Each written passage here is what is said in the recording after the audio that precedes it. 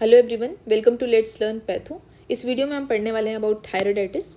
और thyroiditis is basically inflammation of thyroid gland which can be of 4 सब types, जिसमें सबसे पहला है हाशीमोटो थायराइडाइटिस, दूसरा है सब अक्यूट लिम्फोसिटिक थायराइडाइटिस, तीसरा है डी क्यूरवेन थायराइडाइटिस और चौथा है रीडल्स थायराइडाइटिस। तो सबसे पहले स्टार्ट करते हैं विथ हाशीमोटोज थायराइडाइटिस। तो Hashimoto thyroiditis is basically an auto immune disease, और क्योंकि ऑटो इम्यून डिजीज़ है तो फीमेल जो होते हैं ज़्यादा कॉमनली अफेक्ट होती हैं इस डिजीज़ से एज़ कम्पेयर टू मेल्स। और जो कॉमन एज ग्रुप अफेक्टेड होता है दैट इज़ 45 to 60 ईयर्स। हालांकि ये डिजीज़ जो है वो किसी भी एज ग्रुप में हो सकती है। Then this Hashimoto thyroiditis is considered as the most common cause of hypothyroidism in iodine sufficient areas. Coming to genetic predispositions of this disease, it is associated with HLA-DR5 gene, and it is also associated with polymorphisms in genes regulating T cell response like PTN22 gene, CTLA4 gene, and IL2R receptor alpha chain gene.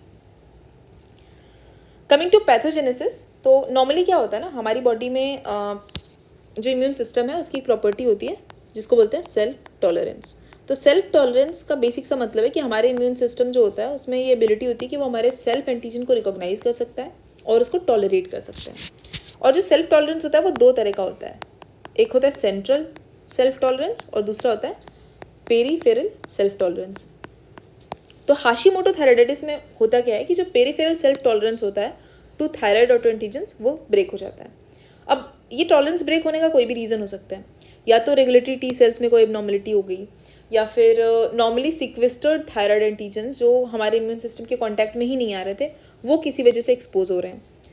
तो इन दोनों regions की वजह से क्या होगा कि जो thyroid gland है उसके against auto immune response induce होगा, and this will cause the destruction of thyroid gland by multiple immunological mechanisms, जो हम नेक्स्ट स्लाइड में देखेंगे। And due to this progressive destruction, there will be development of progressive hypothyroidism. So now the thyroid gland destruction can happen by 3 main mechanisms. सबसे पहला mechanism है कि CD8 positive cytotoxic T cell direct follicular epithelial cell को damage करे। दूसरा mechanism होता है कि जो CD4 पॉजिटिव TH1 सेल होती है they can release some cytokines like interferon gamma which will cause activation of macrophages, and these activated macrophages will cause the damage to follicular epithelial cells. और तीसरा मैकेनिज्म होता है कि प्लाज्मा सेल्स कुछ anti thyroid antibodies produce करती हैं like anti TPO antibodies, anti thyroglobulin antibodies, and ये एंटीबॉडीज़ क्या करती हैं फॉलिकुलर एपिथेलियल सेल से बाइंड करती हैं, and eventually this follicular epithelial cell will be destroyed by NK cells. So by all these 3 mechanisms there will be destruction of thyroid gland which will lead to development of hypothyroidism. Coming to the gross features which are seen in Hashimoto thyroiditis, तो सबसे पहली चीज़ ये होती है कि जो thyroid gland होता है उसका इन्लार्जमेंट होगा, और वो जो इन्लार्जमेंट होगा वो डिफ्यूज़ होगा और सिमेट्रिकल होगा। दूसरा कैप्सूल इंटैक्ट रहेगा। कैप्सूल इंटैक्ट होने की वजह से there will be a clear cut demarcation between the gland and the adjacent structures. उसके अलावा जब हम कट सर्फेस देखते हैं तो एक नॉर्मल थायराइड ग्लैंड का कट सरफेस जो होता है वो ब्राउन और रबरी अपीयर होता है, लेकिन हाशीमोटो थायराइडाइटिस में जो कट सरफेस होता है वो पेल या येलो टैन होगा और फॉर्म होगा और कुछ नॉडुलर अपीयरेंस दिख सकता है। कमिंग टू माइक्रोस्कोपिक फीचर्स, तो 3 मेन माइक्रोस्कोपिक फीचर्स हमें जो कैरेक्टरिस्टिक देखने के लिए मिलते हैं हाशीमोटो थायराइडाइटिस में, जिसमें सबसे पहला है lymphoplasmacytic infiltration with well developed germinal center, और दूसरी चीज़ जो हमें देखने के लिए मिलती है दैट इज़ हर्थल सेल मेटाप्लेशिया, जिसको ऑन्कोसिटिक मेटाप्लेशिया भी कहते हैं।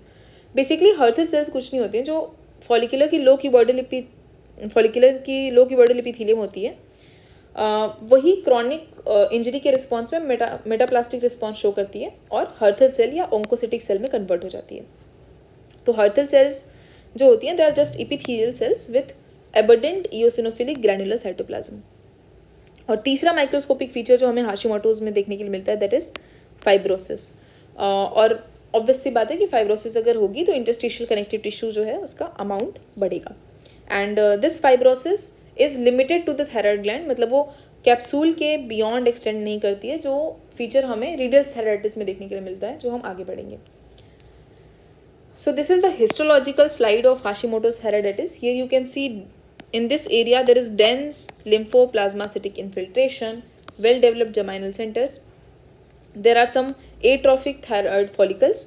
और इस रीजन में जो थायराइड फॉलिकल्स हैं, they are lined by Hurthle cells और oncocytic cells. Coming to clinical features, तो अगेन जो है थायराइड का इन्लार्जमेंट देखने के लिए मिल रहा है. और थायराइड का इन्लार्जमेंट जो होता है वो पेनलेस है, डिफ्यूज है, सिमेट्रिक है. Then there will be gradually developing hypothyroidism. और कुछ पेशेंट्स में कभी कभी हमें क्या होता है कि थायरोटॉक्सिकोसिस का फेज देखने के लिए मिलता है बिफोर डेवलपमेंट ऑफ हाइपोथायराइडिज्म, जिसे बोलते हैं हाशी टॉक्सिकोसिस. तो बेसिकली थायरोटॉक्सिकोसिस का रीज़न सिंपल है कि ऑटो इम्यून डिस्ट्रक्शन हो रहा है थायराइड फॉलिकल्स का, जिसकी वजह से जो प्री फॉर्म्ड T3 T4 है वो सीरम में रिलीज हो रहा है, जिसकी वजह से थायरोटॉक्सिकोसिस हो रहा है. बट इवेंचुअली क्या होगा कि जैसे जैसे थायराइड का डिस्ट्रक्शन होता जाएगा, this thyrotoxicosis will subside and there will be development of hypothyroidism.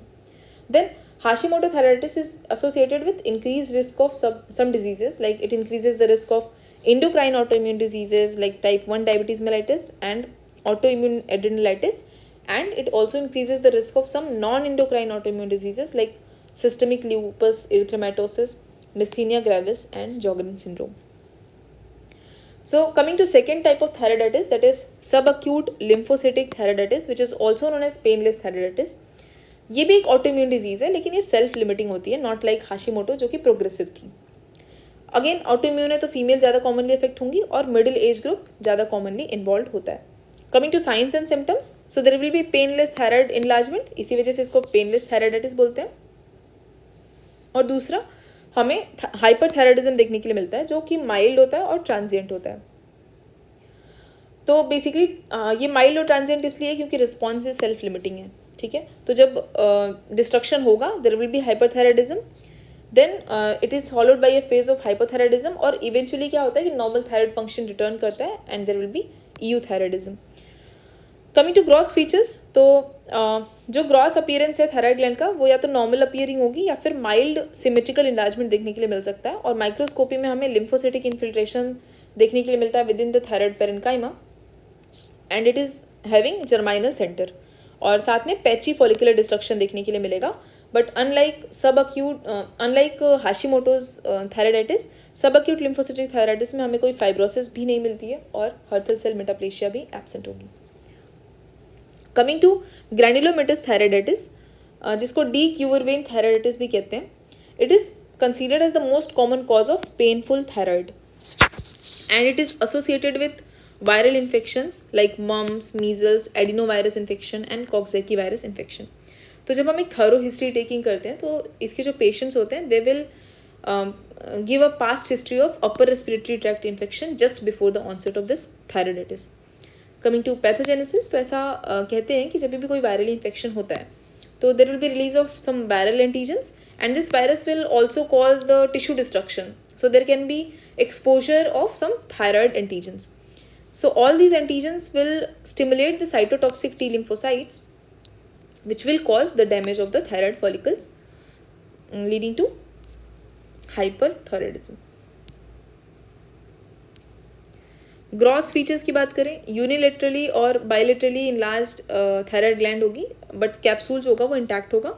And on cut section हमें दो तरह के एरियाज मिलते हैं. एक तो इन्वॉल्व एरियाज होंगे जो फॉर्म होंगे और येलो या वाइट अपीयर होंगे, और दूसरे जो है नॉर्मल एरियाज होंगे जो कि रबरी और ब्राउन अपीयर होंगे.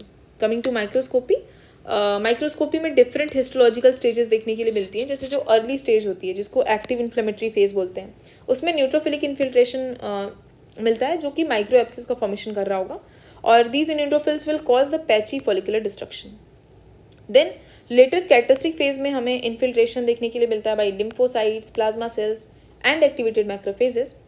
Then these infiltrates will cause the damage of thyroid follicles. So you will see damaged and collapsed thyroid follicles in the histological slide. And apart from that, you will also see granuloma. That is why it is known as granulomatous thyroiditis. So this granuloma will be having multinuclear giant cells and it will be enclosing the pool of colloid. So this is the histological slide of granulomatous thyroiditis. Here you can see there is lymphoplasmacytic infiltration. यहाँ पे जो है granuloma का formation हो रहा है which is having multi nuclear giant cells, and यहाँ पे एट्रोफिक थायराइड फॉलिकल्स हैं. कमिंग टू क्लिनिकल फीचर्स, तो क्लिनिकल फीचर्स में बेसिकली जो भी ऑटोइम्यून रिस्पॉन्सेज जनरेट हो रहे हैं due to this viral infection, it will lead to transient inflammation of thyroid gland and transient hyperthyroidism. But as the condition is self limiting, मतलब जब भी वायरल इन्फेक्शन जो है वो सबसाइड करेगा, ये कंडीशन भी सबसाइड करेगी, तो कुछ वीक्स के बाद जो है नॉर्मल थायराइड फंक्शन जो है वो रिटर्न करता है. Coming to last type of thyroiditis, that is Riedel's thyroiditis. ये जो होता है it is a rare disease and it is considered as a manifestation of IgG4 related disease. IgG4 related disease में क्या होता है कि जो भी ऑर्गन इन्वॉल्व करेगी ये डिजीज़, उसमें फाइब्रोसिस होती है और टिश्यूज़ जो होते हैं उनका इन्फिल्ट्रेशन होता है by IgG4 producing plasma cells. तो यहाँ पे क्या हो रहा है, थायराइड का इन्वॉल्वमेंट है, तो क्रॉनिक इन्फ्लेमेशन एंड फाइब्रोसिस देखने के लिए मिलता है थायराइड ग्लैंड का. अभी जो फाइब्रोसिस होती है रीडल्स थायराइडाइटिस में, it is not restricted to thyroid gland only. It can involve the adjacent neck structures, mediastinum and retroperitoneum. And the point we have to remember is Riedel's thyroiditis जो होता है वो बहुत closely resemble करता है anaplastic carcinoma of thyroid से. So this is all about thyroiditis. Thank you for watching.